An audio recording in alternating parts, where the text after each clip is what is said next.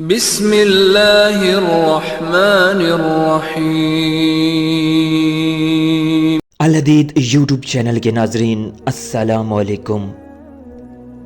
الحدید YouTube channel اپنے ناظرین کے لیے پیش کر رہا ہے غزوہ بدر کے واقعات۔ غزوہ بدر کے حوالے سے پیش کیے جانے والے واقعات کی آج 11ویں قسط پیش کی جا رہی ہے۔ حضرت عمر بن خطاب رضی اللہ تعالیٰ عنہ سے مروی ہے کہ بدر کے دن فریقین کا مقابلہ ہوا۔ اللہ نے مشرکین کو شکست دی، ان کے 70 آدمی مارے گئے اور 70 اسیر کر لیے گئے۔ پھر اس روز رسول اللہ صلی اللہ علیہ وآلہ وسلم نے ابو بکر رضی اللہ تعالیٰ عنہ، علی رضی اللہ تعالیٰ عنہ اور مجھ سے مشورہ کیا۔ ابو بکر رضی اللہ تعالیٰ عنہ نے کہا، اے اللہ کے نبی، یہ آپ صلی اللہ علیہ وآلہ وسلم کے یک جدی خاندان والے اور عزیز ہیں۔ میں مناسب سمجھتا ہوں کہ آپ صلی اللہ علیہ وآلہ وسلم ان سے فدیہ لے لیں تاکہ زر فدیہ سے ہماری قوت بڑھے، اور پھر شاید اللہ ایسا بھی کرے کہ ان کو اسلام لے آنے کی توفیق دے دے، اور پھر اسی طرح یہ ہمارے قوت بازو بن جائیں۔ اس کے بعد آپ صلی اللہ علیہ وآلہ وسلم نے مجھ سے کہا، ابن الخطاب تمہاری رائے کیا ہے؟ میں نے کہا، حضور والا باخدا میری ہرگز وہ رائے نہیں ہے جو ابو بکر رضی اللہ تعالیٰ عنہ کی رائے ہے۔ میری رائے یہ ہے کہ آپ صلی اللہ علیہ وآلہ وسلم فلاں شخص کو میرے سپرد کر دیں، میں اس کی گردن مار دیتا ہوں۔ حضرت حمزہ رضی اللہ تعالیٰ عنہ کے بھائی ان کے سپرد ہوں تاکہ وہ اسے قتل کر دیں۔ عقیل کو علی رضی اللہ تعالیٰ عنہ کے حوالے کیجئے، وہ اس کا کام تمام کر دیں تاکہ اللہ کو معلوم ہو جائے کہ ہمارے قلوب میں کفار کی محبت کی گنجائش نہیں ہے، اور یہی ان کے بڑے سردار سرخیل اور پیشوا ہیں۔ مگر رسول اللہ صلی اللہ علیہ وآلہ وسلم نے ابو بکر رضی اللہ تعالیٰ عنہ کا مشورہ مانا اور میری بات نہ مانی اور فدیہ قبول کیا۔ دوسرے دن میں آپ صلی اللہ علیہ وآلہ وسلم کی خدمت میں حاضر ہوا۔ میں نے دیکھا کہ رسول اللہ صلی اللہ علیہ وآلہ وسلم اور ابو بکر رضی اللہ تعالیٰ عنہ بیٹھے رو رہے ہیں۔ میں نے پوچھا، اے اللہ کے رسول، مجھے تو بتائیے کہ آپ دونوں کیوں رو رہے ہیں؟ اگر کوئی رونے کی بات ہے میں بھی رونے لگوں گا، اور اگر کوئی ایسی بات نہ ہوگی تو بھی آپ دونوں صاحبوں کے گریہ کی خاطر خود بھی رہوں گا۔ آپ صلی اللہ علیہ وآلہ وسلم نے فرمایا، فدیہ قبول کرنے کی وجہ سے مجھے بتایا گیا ہے کہ تم سب پر بہت ہی قریب عذاب نازل ہوگا، اور وہ اس قدر قریب ہے جیسے کہ یہ درخت۔ آپ صلی اللہ علیہ وآلہ وسلم نے اشارے سے ایک درخت کا بتایا جو بالکل قریب تھا۔ اس کے بعد اللہ تعالیٰ نے مال غنیمت کو مسلمانوں کے لیے حلال کیا، چنانچہ دوسرے ہی سال احد میں ان کو اپنے کیے کی سزا مل گئی۔ 70 صحابہ شہید اور 70 اسیر ہوئے۔ دشمن نے آپ کی جھونپڑی کو توڑ پھوڑ ڈالا اور آپ صلی اللہ علیہ وآلہ وسلم کے سر کے خود کو ریزہ ریزہ کر دیا۔ آپ صلی اللہ علیہ وآلہ وسلم کے چہرے پر خون بہنے لگا۔ نبی صلی اللہ علیہ وآلہ وسلم کے صحابہ میدان سے پہاڑ پر چڑھ گئے۔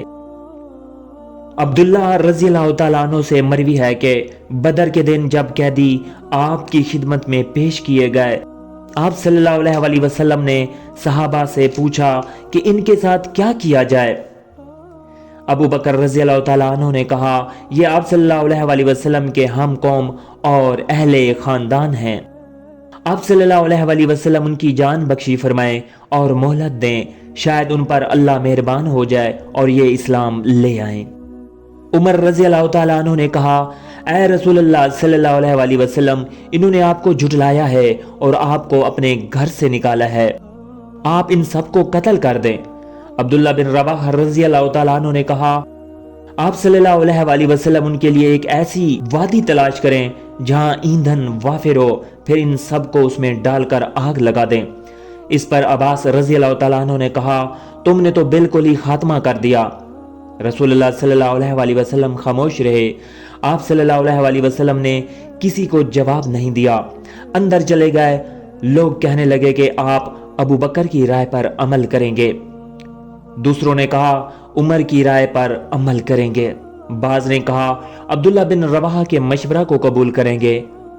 آپ صلی اللہ علیہ وآلہ وسلم پھر برآمد ہو کر صحابہ کے پاس آئے اور فرمایا، اس معاملہ میں اللہ عز و جل نے بعض لوگوں کے دل اس قدر نرم کر دیے ہیں جیسے دودھ، اور بعض کے دل اس قدر سخت کر دیے ہیں جیسے پتھر۔ ابو بکر رضی اللہ تعالیٰ عنہ تمہاری مثال ابراہیم علیہ السلام کی ہے، جنہوں نے کہا جس نے میرا ساتھ دیا وہ مجھ سے ہے، اور جس نے میری بات نہ مانی تو معاف کر دینے والا مہربان ہے۔ اور تمہاری مثال عیسیٰ علیہ السلام کی ہے، جس نے کہا اگر تو ان کو سزا دے تو وہ تیرے ہی بندے ہیں، اور اگر تو ان کو معاف کر دے تو بے شک غالب اور حکمت والا ہے۔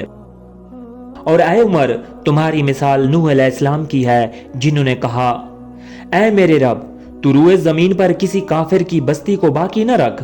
اور تمہاری مثال موسیٰ علیہ السلام کی ہے، جنہوں نے کہا اے میرے پروردگار تو ان کی املاک کو بالکل برباد کر دے، ان کے قلوب جکڑ دے، یہ جب تک دردناک عذاب نہ دیکھیں گے ایمان نہیں لائیں گے۔ اس کے بعد حضور صلی اللہ علیہ وآلہ وسلم نے فرمایا، آج کل تم غریب ہو، بغیر فدیہ کے کسی کو رہا نہ کیا جائے، اور جو فدیہ نہ دے سکے اسے قتل کر دیا جائے۔ عبداللہ بن مسعود رضی اللہ تعالیٰ عنہ نے کہا، سوائے سہیل بن بہزہ کے، کیونکہ میں نے خود اسے اسلام کا ذکر کرتے ہوئے سنا ہے۔ رسول اللہ صلی اللہ علیہ وآلہ وسلم خاموش ہو گئے۔ آپ صلی اللہ علیہ وآلہ وسلم نے کوئی جواب نہیں دیا۔ عبداللہ بن مسعود رضی اللہ تعالیٰ عنہ کہتے ہیں، آپ صلی اللہ علیہ وآلہ وسلم کے اس سکوت سے میں اس قدر خوف زدہ ہوا کہ میں سمجھتا تھا کہ آسمان سے مجھ پر پتھر گرنے والے ہیں۔ البتہ جب رسول اللہ صلی اللہ علیہ وآلہ وسلم نے فرما دیا سوائے سہیل بن بہزہ کے، مجھے اطمینان ہوا۔ اسی موقع پر اللہ تعالیٰ نے فرمایا، کسی نبی کے لیے یہ جائز نہیں کہ جب تک وہ زمین میں خون نہ بہا دے قیدیوں پر قبضہ کرے۔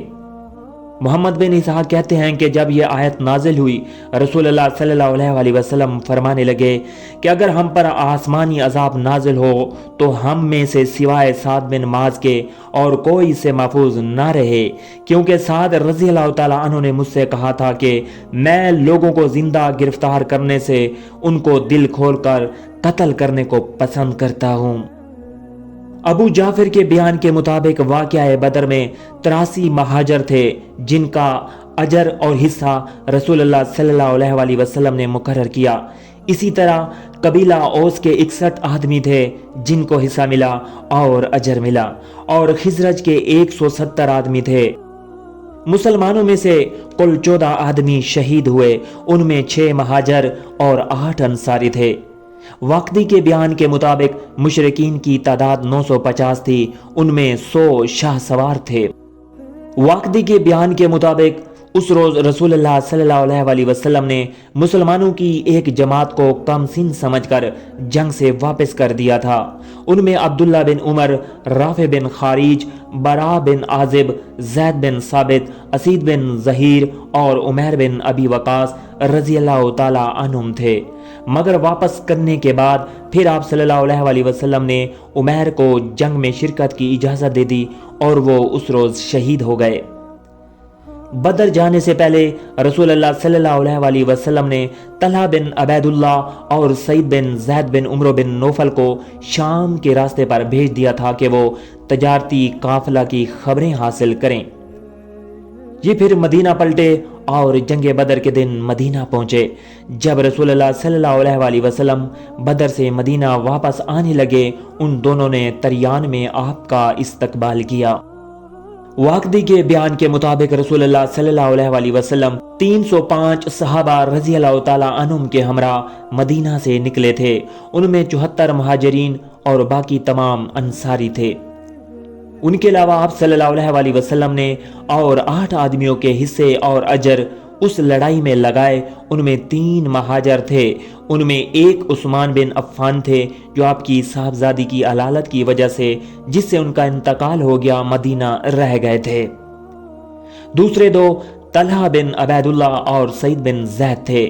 جن کو رسول اللہ صلی اللہ علیہ وسلم نے قریش کے تجارتی قافلہ کی خبریں معلوم کرنے کے لیے شام کے راستے پر بھیجا تھا، اور 5 انصاری تھے: ابو الصبابہ بشیر بن عبد المنظر، جن کو آپ صلی اللہ علیہ وسلم مدینہ پر اپنا نائب مقرر کر آئے تھے، عاصم بن عدی بن عجلان، جن کو آپ صلی اللہ علیہ وسلم نے اہل العالیہ پر اپنا نائب بنایا تھا، حارث بن حاتب، جن کو آپ صلی اللہ علیہ وسلم نے روحہ سے بنو عمرو بن عوف کی طرف ان کے متعلق کسی بات کی اطلاع ہونے پر بھیج دیا تھا، حارث بن سما، جو روحہ میں علالت کی وجہ سے ناکارہ ہو گئے، یہ بنو مالک بن نجار سے تھے، اور خوارث بن جسیدیہ بھی ناکارہ ہو گئے تھے، اور یہ بنو عمرو بن عوف سے تھے۔ اس مہم میں آپ صلی اللہ علیہ وسلم کے ساتھ 70 اونٹ اور 2 گھوڑے تھے، ایک گھوڑا مقداد بن عمرو اور دوسرا مرثد بن ابی مرثد کا تھا۔ ابو ہریرہ رضی اللہ تعالیٰ عنہ سے مروی ہے کہ جنگ بدر میں رسول اللہ صلی اللہ علیہ وسلم مشرکین کے پیچھے تلوار نکالے ہوئے یہ آیت پڑھتے ہوئے دیکھے گئے، جس کا مفہوم یہ ہے: بہت جلد یہ جماعت شکست کھائے گی اور وہ پیٹ موڑ دیں گے۔ اسی جنگ میں آپ کو بنت بن حجاج کی تلوار ذوالفقار غنیمت میں ملی، نیز ابو جہل کا موہری اونٹ جس سے وہ نسل کشی اور جنگ کا کام لیتا تھا غنیمت میں ملا۔ ابو جعفر کہتے ہیں کہ بدر سے واپس آ کر آپ صلی اللہ علیہ وسلم مدینہ میں قیام پذیر ہوئے۔ جب ہجرت کر کے آپ صلی اللہ علیہ وسلم مدینہ آئے تھے، آپ نے یہودیوں سے اس شرط پر کہ وہ آپ صلی اللہ علیہ وسلم کے برخلاف کسی کی اعانت نہیں کریں گے، اور اگر کوئی دشمن آپ صلی اللہ علیہ وسلم پر چڑھائی کرے گا تو وہ آپ کی نصرت کریں گے، معاہدہ صلح کیا تھا۔ مگر جب آپ صلی اللہ علیہ وسلم نے بدر میں قریش کے اس قدر مشرکین کو قتل کیا، یہودیوں نے اپنے حسد اور رنج کا اظہار کیا اور کہنے لگے کہ محمد صلی اللہ علیہ وسلم کو اچھے لڑنے والوں سے سابقہ نہیں ہوا، اگر ہم سے مقابلہ ہوتا تو ان کو معلوم ہوتا، نیز انہوں نے معاہدہ کی خلاف ورزی کی۔ الحدید یوٹیوب چینل کے ناظرین، اگر آپ کو ویڈیو اچھی لگی تو چینل کو سبسکرائب کریں، ویڈیو کو لائک اور شیئر ضرور کریں۔ غزوہ بدر کے حوالے سے تمام اقساط کے لنک اس ویڈیو کی ڈسکرپشن میں دے دیے گئے ہیں، تو اس ویڈیو کی ڈسکرپشن میں دیے گئے لنک پر کلک کریں